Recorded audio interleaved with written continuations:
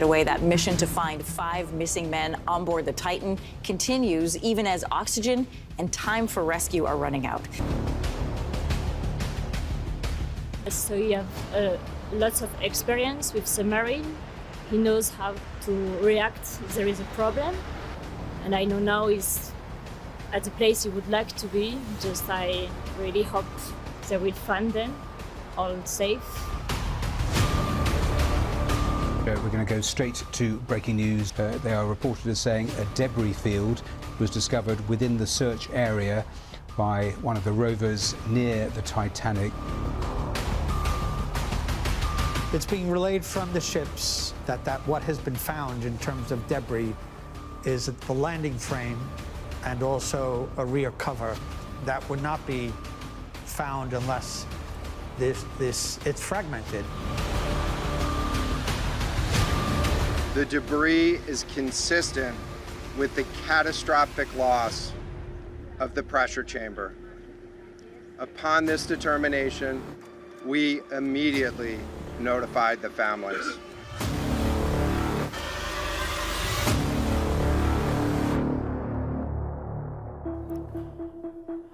Bueno, las noticias lamentablemente no son buenas, Nelson. Hoy hace un ratito descubrimos, estamos aquí con todo el equipo de Telenoche y lo tenemos también nuevamente aquí Horacio con nosotros, especialista en inmersión, para ver y pensar qué pudo haber fallado. Y todos pensamos, ¿no es cierto?, que el Titanic es una palabra como maldita, lamentablemente. Sí. Parecería ser así, ¿no? Porque se cumplió otra vez el peor de los pronósticos. Claro, claro. Como en 1912 se promocionaba al Titanic como la nave insumergible, una nave maravillosa y como un grito de lo que podía hacer el ser humano. Lo mismo pasaba con Titán. Se lo presentó como una gloria de la ingeniería, como que ya cualquiera podía ir a desafiar esas profundidades y se ha cumplido la peor de las situaciones. Atención, uno de los cofundadores de Ocean Gate es argentino. Ajá, mira, qué hallazgo. Claro, nosotros veíamos que hablaban de Wilhelm Sondlein. Ajá. ¿Este hombre? Guillermo Adrián Miguel Sondlein nació el 18 de mayo de 1966 en Argentina. Y bueno, estamos tratando de hablar con él. Sabemos que es una situación, Horacio, equipo, Caro, sí, terrible, por supuesto. Terrible. Tenemos mucho material para compartir, muchas preguntas para hacer. Cuando ustedes dispongan, quisiera mostrarles lo que es el desafío de la profundidad. Perfecto, vamos por eso, si les parece, y vamos charlando con Caro, con Horacio también. Claro. Estas hipótesis de lo que podría haber fallado, ¿cuáles podrían haber sido? Hay varias, Horacio lo va a desarrollar ahora, pero pudo haber sido una cuestión ambiental. Hay corrientes, la profundidad, miren lo que ha sucedido, ¿qué le pasó a Titán? El factor ambiental, pudo haber una falla técnica, pudo haber un error humano, una combinación de factores. Factor ambiental que tremendas corrientes, hay vida muy poderosa ahí abajo. Sí. En cuanto a las fallas técnicas, Horacio va a abundar. En cuanto al error humano también. Acá se aplica lo que se llama esquema de Reason. Cuando se estrella un avión, cuando hay una catástrofe, no hay un solo motivo. Claro. Es una concatenación de hechos fatales que terminan en una desgracia. Horacio, ¿qué es una implosión catastrófica, que se ha adjetivado con esto, que es la causa, por lo menos esgrimida primariamente como la razón de la tragedia? Bueno, una implosión obviamente es la inversa de la explosión. Exactamente. Es decir, por presión externa se comprime hasta que colapsa. Es lo que habitualmente uno hace con una latita de cerveza o algo cuando la aprieta. Claro. Y si está cerrada, bueno, la puede apretar lo suficiente hasta que colapsa y va a derramar el líquido que está dentro. En este caso, como hay aire dentro, cuando la presión del mar fue comprimiendo ese casco hasta su límite, en el momento se partió, se rompió y entró el agua de mar al interior de la cámara. Y obviamente... Corríjame si tengo el dato equivocado. ¿Es cada 100 metros son 10 atmósferas? 10 atmósferas. Aumenta la presión. Sí, o sea, para tener una idea, ese mini submarino estaba a 3.800 metros de profundidad, tiene 380 kilos por cada centímetro cuadrado. O sea, un cuadradito de 1 centímetro por 1 centímetro tiene 380 kilos encima. Si lo multiplicamos por la O superficie sea, a de todo medida ese que uno casco, baja, lo que va pasando, por eso lo va nadie achicando. lo va achicando. Por eso las personas no pueden ir en una nave o un tipo de submarino de inmersivo de material común y corriente, digamos. No, por supuesto. Los submarinos de guerra, de combate, están hechos de acero aliados especiales que flexionan ante la presión del mar hasta la profundidad que está calculada y cuando vuelven a superficie vuelven a recuperar su forma. Yo creo que una de las fallas técnicas que vamos a desarrollar con Guillermo puede haber sido eso, las sucesivas inmersiones hasta esa profundidad y que el casco no haya recuperado totalmente su condición. Perdón la desprolijidad, si les parece, señor director, si a ustedes les parece, Horacio, ¿me acompañás? Subimos acá a la tarima, ustedes me acompañan y vení, por favor. Vamos a subir por ahí, Suban por ahí para ver un poco también qué pasa a medida que uno va bajando en profundidad, qué va pasando con esa... Aquella, esta nos va a ayudar. Mira, la Estatua de la Libertad tiene 93 metros, las presiones, acá está el Empire State con 381 metros, el Burj Khalifa, Horacio. Sí, claro. ¿Presiones terribles? Son presiones terribles, por supuesto. Obvio. Habría que hacer la cuenta sobre la superficie de ese cilindro y sacarla en centímetros cuadrados. ¿Cuántos miles de toneladas implica el peso del agua sobre ese pequeño mini sumergible? Aquí está el Titanic, al fondo está el Titanic. ¿Qué pudo haber fallado? En un momento cuando bajó Alan, que ayer lo entrevistamos, cuando bajó Titán, la brújula funcionó mal. Entonces, en lugar de bajar en el lugar donde tenía que bajar, fue unos metros más acá. Claro. Estuvieron 90 minutos buscando al enorme Titanic. Entonces, ¿es un hallazgo también que lo hayan podido encontrar o encontrar los restos de la implosión? Sí, claro, por supuesto. Es buscar una aguja en un pajar. Son piezas pequeñas desparramadas en el fondo del mar en una oscuridad total. Claro. Ahora, cuando escuchábamos eso que contábamos ayer, que alguien había escuchado el ruido del metal como golpear, no eran ellos, tenemos que inferir. El almirante que hoy habló y que dio declaraciones a la prensa aclaró que de haber sido el sonido de una implosión hubiera sido realmente un sonido mucho más contundente que los golpes que se escucharon, ¿no? Como que no eran compatibles, por supuesto, todo el lenguaje, el wording, como se llaman los americanos en estos casos, es muy prudente, pero esos sonidos no serían compatibles con el de la implosión, lo cual hace pensar que tenemos que hablar de una línea de tiempo quizás anterior a esos hallazgos en las tareas de rescate, de lo que eran tareas de rescate y búsqueda. La implosión es un solo sonido. Claro. Momento de colapso. De colapso. Sí, lo mismo que le pasó al submarino San Juan. Hay una serie de preguntas que no queremos hacer por una cuestión de delicadeza. Hemos accedido a un documento, Horacio, que vamos a compartir con ustedes, que es la profundidad. El ser humano conoce más el espacio que nuestras profundidades. Esto lo conoce muy bien Horacio, que ha tripulado submarinos en la República Argentina. Mira, el Golfo Pérsico 50 metros, el Mar Báltico 55 metros. Estamos acá el RMS Lusitania, que fue hundido durante la guerra, 93 metros. 93 metros. El Mar Caspio, el USS George Washington. Esta es la Tour Eiffel. Claro. Sí. Tobías. En el fondo del mar. 324 metros. Y seguimos, no hemos hecho nada todavía. ¿Hasta aquí van los submarinos? Sí, esas son profundidades de submarinos convencionales a nucleares. El Burj Khalifa, 829 metros. Ahí está el Typhoon, un submarino poderoso de los Estados Unidos. Claro. Sí, esas son profundidades operativas de ese tipo de unidades. Ahí está el mar argentino, pero tenemos profundidades más notables en Todo es oscuridad, ¿no? Ya a partir de ahí. Sí. El mar Caribe. Acá está. Esto lo conoces bien, Horacio. Eso es al norte de Malvinas. Claro. Saliendo del barco Burwood. Claro. Ahora, donde se hundió San Juan. Sí, esa entrada. Sí. Y en algunas millas más hacia el este, las profundidades caen terriblemente. Aquí está el Titanic comparado con la Estatua de la Libertad. 3.700 metros, 401 atmósferas más o menos. A 4.000 metros son 400 atmósferas. Claro, impresionante. Ahora, hay un tema muy importante que usted mencionó al pasar allí, que llama la atención que no se haya tenido en cuenta, que es la fatiga del material, ¿no es cierto? Porque obviamente había habido ya fallas anteriormente. Para mí se van sumando las fatigas. que a lo mejor habría que haber cambiado la nave para hacer una nueva, a lo mejor, no sé los costos ni mucho menos, ¿no? Llama la atención que esa alerta no hubiera sido tenida en cuenta, ¿no es cierto? Algunos viajes anteriores, algunos tripulantes o turistas habían comentado ciertos ruidos estructurales. Claro. Tengo una pregunta para Caro. Sí. En Estados Unidos o en varias naciones se premia a los pioneros.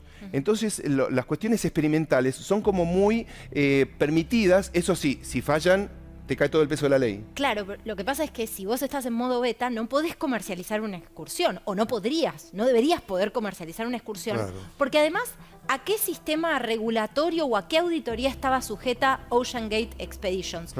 Déjame puntualizar algo. Ayer les mencionaba un personaje que se llama David Lockbridge, probablemente una de las personas más difíciles de contactar hoy sobre la faz de la Tierra, un ex empleado de Ocean Gate Expeditions, que tuvo una demanda cruzada con la empresa.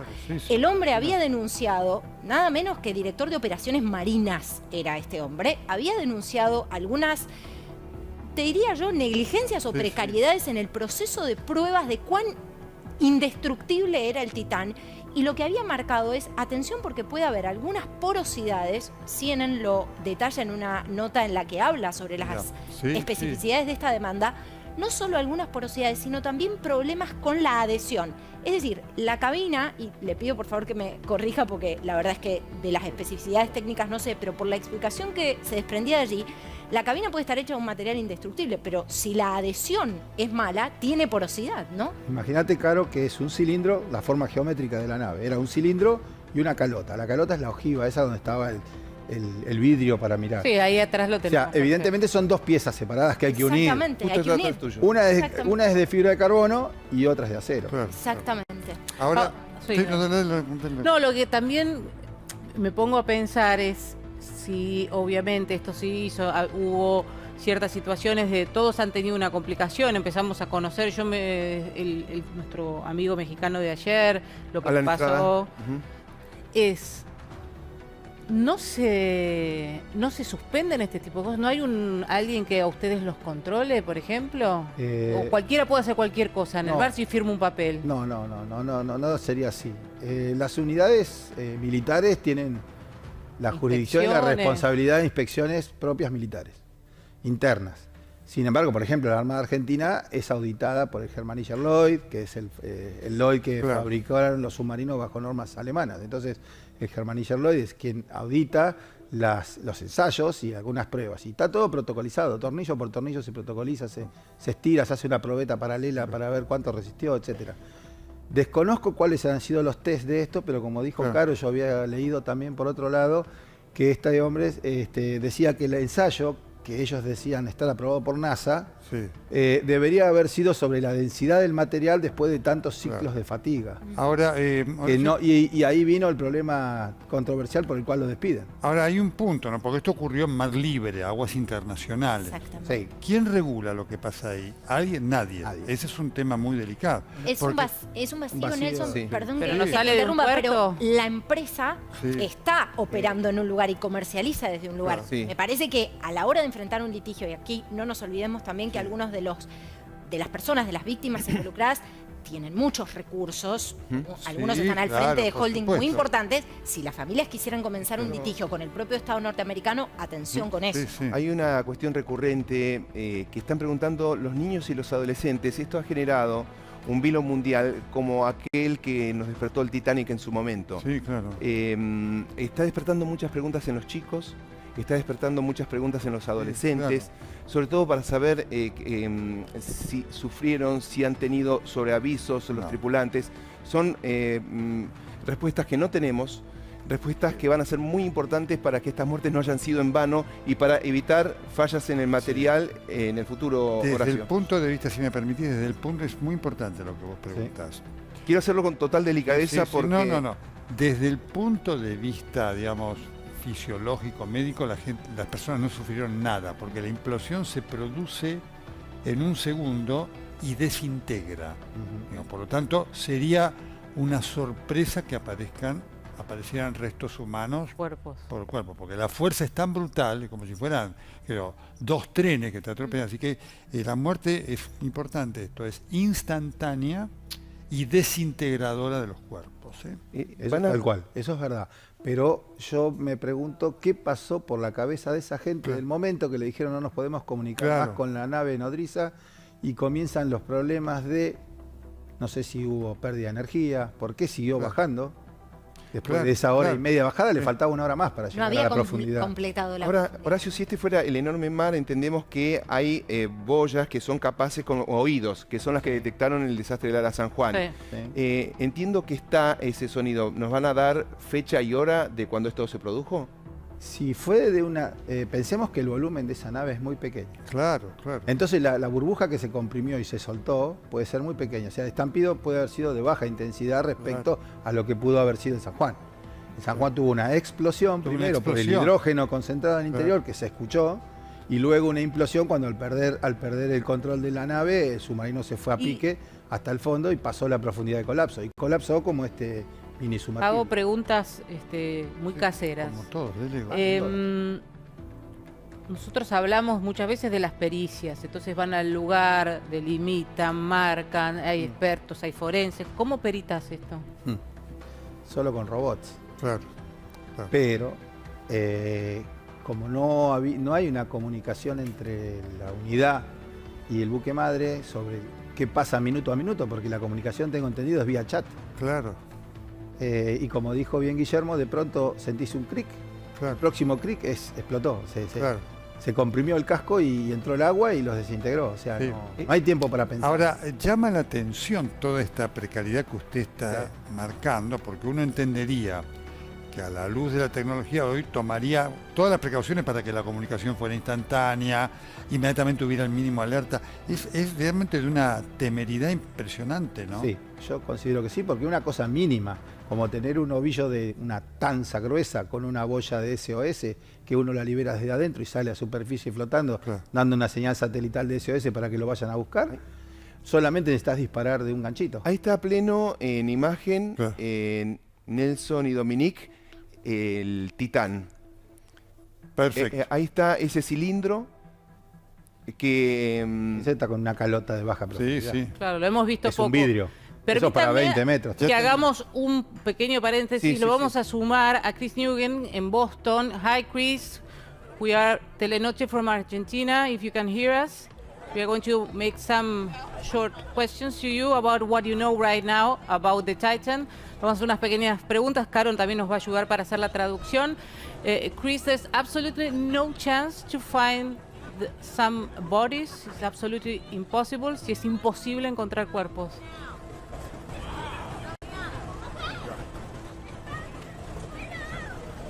Nelson and Dominic, good evening to you. The Coast Guard confirming that the debris found on the ocean floor earlier today was from the external body of that missing submersible, ending a dramatic rescue operation that really captured the attention of folks all across the world. Here in Boston, we have heard from several folks who have shared their sadness over the outcome of this tragedy, but they also expressed their gratitude for the Coast Guard and the multi-agency work that was done in pursuing this mission. Dominique, Nelson. La Guardia Costera confirmó que lo que se ha encontrado en ese campo de escombros que fue detectado eran los restos del sumergible. Esto terminó la operación de rescate. Muchísimas personas aquí en la ciudad de Boston, dice Chris, han expresado su dolor, pero también su gratitud con la cantidad de agencias. Hubo un trabajo de interagencias que se realizó para llevar adelante esta operación. Chris?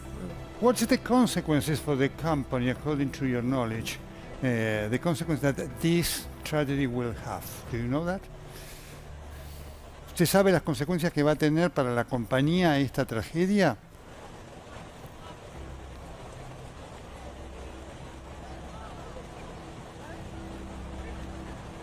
So earlier today, we heard from a family. They released a statement, again, thanking the responders. Again, a lot of appreciation. Now, moving forward, officials are still working through the timeline of the vessel's failure. The Coast Guard says it's too early to discuss specifics about a forthcoming investigation.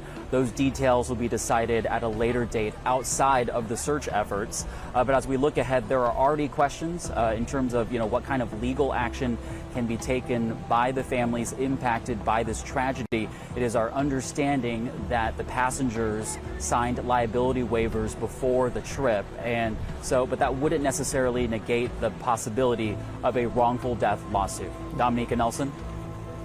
Sí, más temprano encontramos que hay muchísimas muestras de gratitud hacia quienes estuvieron involucrados en las tareas de búsqueda y rescate. Es demasiado temprano hablar de este tema del que preguntabas vos, Nelson, en la investigación.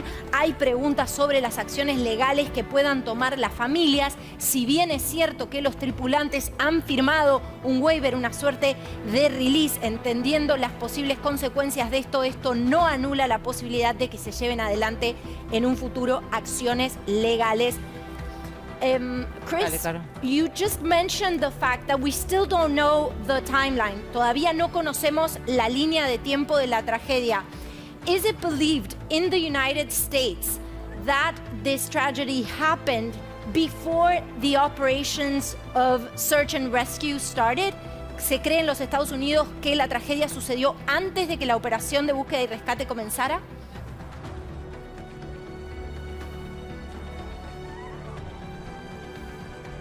That's a great question, and unfortunately, we just don't have the answer yet to that.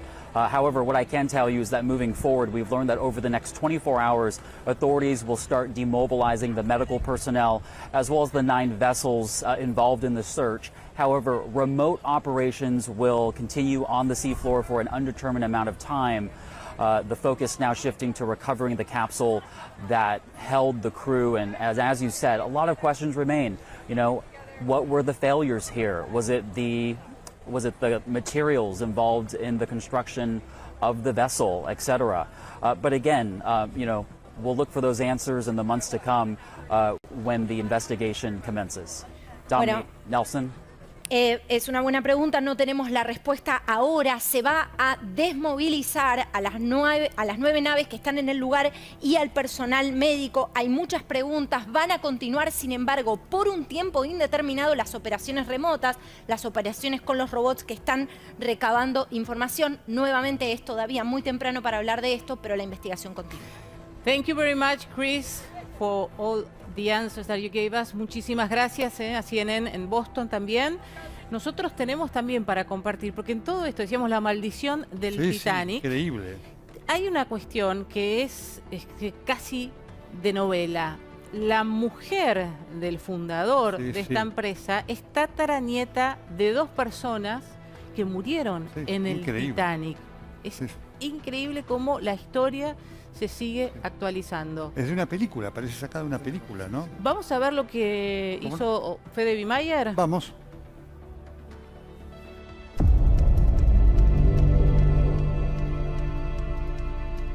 La primera impresión con esta historia para muchos es maligna o parida bajo un signo malo. Otros podrán pensar en los implacables hilos del destino, aquellos que solo las divinidades pueden cortar. Vaya uno a saber qué pasará por estas horas por la cabeza de Wendy Rush, una mujer a la que las profundidades, en realidad puntualmente el Titanic, ya le ha arrebatado a 3 familiares. Es la noche del 14 de abril de 1912. El buque más imponente de la historia humana hasta entonces empieza a escribir su tragedia. En pocas horas, casi 1.500 personas perderán la vida en las aguas heladas del Atlántico Norte. Isidor e Ida Strauss son un matrimonio de alcurnia que participa de ese viaje inaugural. Él es un magnate. Es el dueño de la cadena de tiendas Macy's, entre otras empresas. Hasta esa noche, todo ha sido lujo y celebración en el barco inundible que uniría Gran Bretaña con los Estados Unidos. Hasta esa noche. Hasta el iceberg.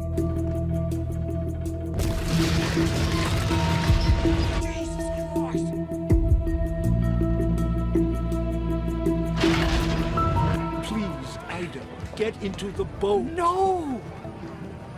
We've been together for 40 years, and where you go, I go.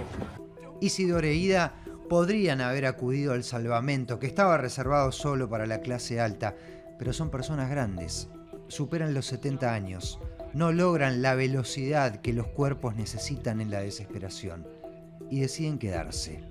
Please, Rachel, get in the boat. Yes, Mrs. Strauss, you must. I've always stayed with my husband, Colonel, so why should I leave him now?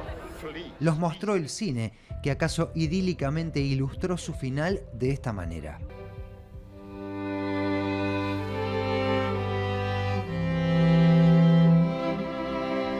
Los restos de Isidor aparecieron en el mar 2 semanas después de hundirse el Titanic. El cuerpo de ella jamás fue recuperado. La criada de Ida, Ellen Bird, que sobrevivió al hundimiento, fue testigo de los últimos momentos de la pareja. Bien, Isidor e Ida eran los tatarabuelos de Wendy Rush, la esposa hoy viuda de Stockton Rush, el fundador y CEO de Ocean Gate, el diseñador del mini submarino y además quien lo estaba timoneando en la tragedia reciente. First thing we do, one button, so it doesn't detonate. Las profundidades los unían. Habían bajado muchas veces a ver los restos de ese barco fastuoso en el que habían perdido la vida sus tatarabuelos. Hasta la hora cíclica, el día en que él no emergió nunca más. Impactante todas estas cosas que parecen de una película. Para cerrar esto, vamos con datos concretos que compartimos con Guillermo, con Carolina, con Horacio, para tener idea de qué se sabe, qué no, qué hay que averiguar. Estamos impresionados. El dato concreto que quiero compartir es cuánto nos falta como especie, que siempre presentamos algo como insumergible, como perfecto, y sin embargo tenemos todo todo el desafío por delante. Lo supo Amelia Earhart, lo supo Steve Fossett, personas que han desafiado a la naturaleza. El mar, el océano sigue siendo un terreno tremendo, enorme, pero que no va a detener al ser humano en su sed de aventura, en su sed por conocer, que estas muertes no hayan sido en vano. Carolina. Sí, algo que tiene que ver con la centralidad de las víctimas también, y otra de las historias, la de Pierre-Henri Nargolet, el señor Titanic, Monsieur Titanic, le decían. Su hija en declaraciones había dicho, bueno, estaba donde él, en el lugar en el que él amaba, con su fascinación y con su gran obsesión que había sido el Titanic. Me parece que las biografías de estas personas, más allá de la investigación, van a ser motivo también de mucha creación y de mucha investigación. ¿Y Horacio? Me cabe destacar la velocidad con que respondieron todos los medios que tienen capacidad de búsqueda y rescate submarino, tanto de Inglaterra, de Francia, como de Canadá y Estados Unidos, que en menos de 48 horas estaban poniendo robots en la búsqueda contra reloj ante la falta de oxígeno. Muy bien, muchísimas gracias. Impresionante historia, ¿no? Como moraleja, todos millonarios pagaron $250.000 un pasaje a la muerte. Muchas gracias. Gracias a todos. Queremos compartir este adelanto. Atención.